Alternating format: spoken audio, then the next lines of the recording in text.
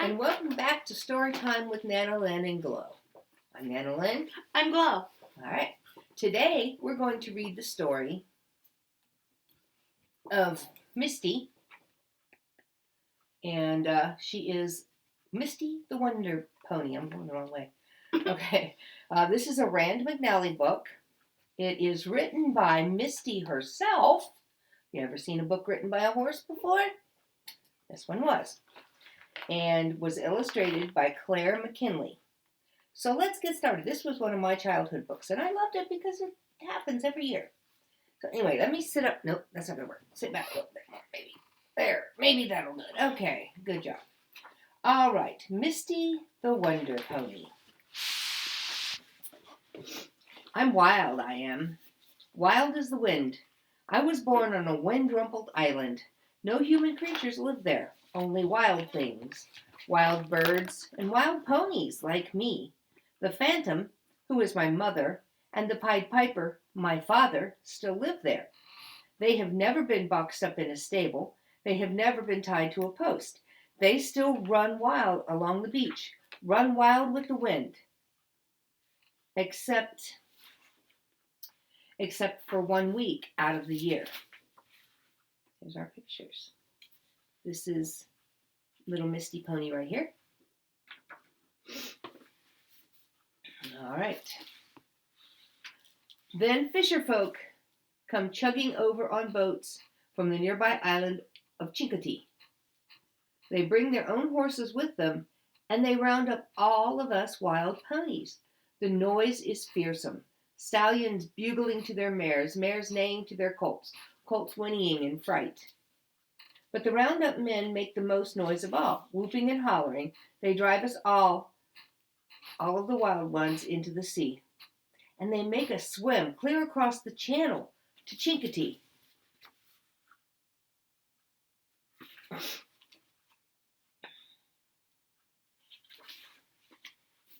I was too little to swim. I was only 6 days old.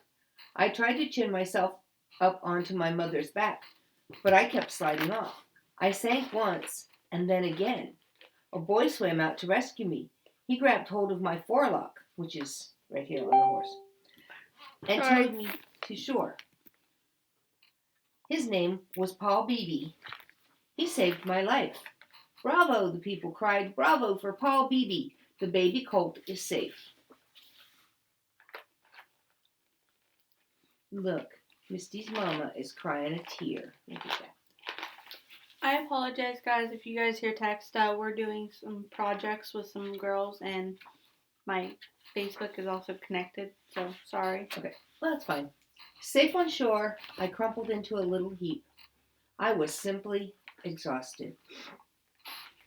My mother made 4 fence posts of her legs and stood over me. No one could get near. My father, too, shooed onlookers away. He came at them, snorting in rage. He's wild, the crowd shouted, but one lady marched right up to us. I want to buy that colt, she cried. I will call her Misty. I will take her home and bottle feed her. Paul Beebe's grandpa roared, No, I ain't going to let you. That baby needs her mommy.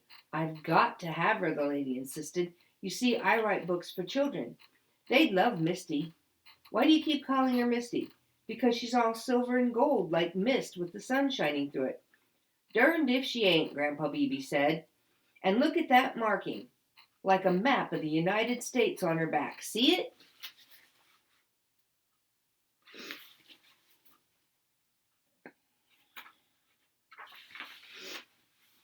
Yes, I know, the lady laughed. And then she cried, I've got to have her. I've got to. All right, all right. Grandpa Beebe waved his arms. I promise to send her to you when she's 3 months old. Meanwhile, Paul and his sister Maureen will gentle her. It was bitter November when Grandpa and the 2 children made a crate just big enough for me. Then they shipped me in a dark, spooky baggage car to Wayne, Illinois. It took 4 days and 4 nights. I was terribly frightened and alone. When I arrived, the book lady was there to meet me. You can't be Misty, she wept. You're so shaggy. Where's your soaky coat? And where are your markings? Where is the map of the United States? Well, I don't think she understands about horses, but we'll see. I didn't answer. I was bone tired and I had a nose cold. I didn't care about anything. All the wildness had gone out of me. What if I was Shaggy? I had to grow my own winter coat, didn't I?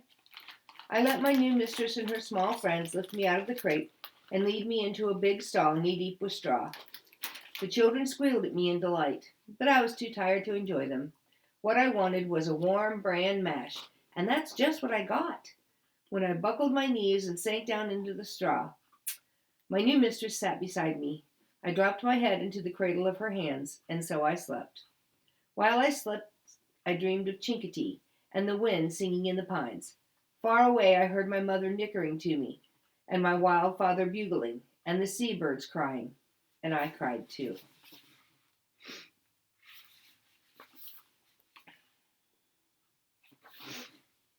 The next morning my mistress made clickety-clack noises with her fingers. She explained that she was typing a book about me. I clumped right into her living room and watched her work. And why shouldn't I? I had let her come into my stable and watch me sleep, hadn't I? Spring came. I rolled and rolled in the grass. I shed my shaggy coat, and guess what was underneath? All my beautiful markings, even the map of the United States. The lady shouted for joy. She finished the story in double-quick time, and I became a heroine. Children from everywhere came to see me. Schools invited me to visit with them. I even went to a great big book fair at a museum of science and industry. No one could believe that I was once wild. Of course, I learned how to act. I bowed, I shook hands, I stood on three-legged stools. Ta-da.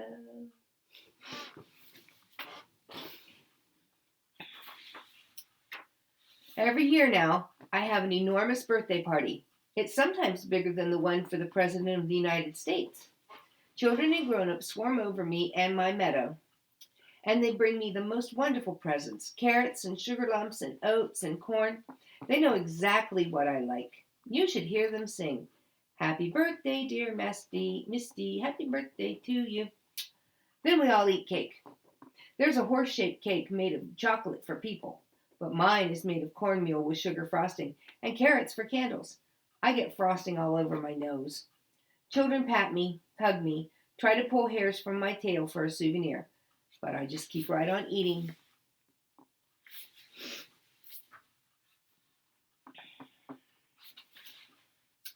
Since I became the heroine of a book, I get more mail now than my mistress.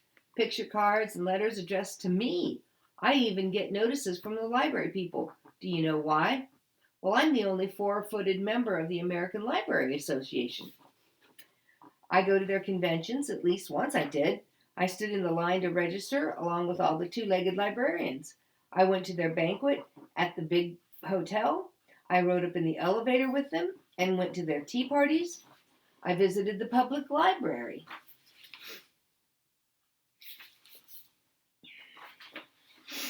Everyone made a big fuss and ado over me. I was happy, of course, to have roses sent me and to have people want my hoofograph. But at night, I cried my wildness to a passing milk wagon horse. You see, enough is enough of anything. For a while it was fun being a heroine. I loved the librarians and the delicious smell of their library paste. I loved my birthday parties and the children who brought me trinkets and treats. But now I've a yearning to go back to my wild island home. I want a little pony tagging at my heels. I want to raise up colts of my own. And so I'm off to Chincoteague. And I want to be a mother. Ta-da! And that is the end of that. I think I would have liked to have met Misty. Mm-hmm. Maybe her offspring are still there. You never know. We'll see you in the next book, guys. Absolutely. Bye.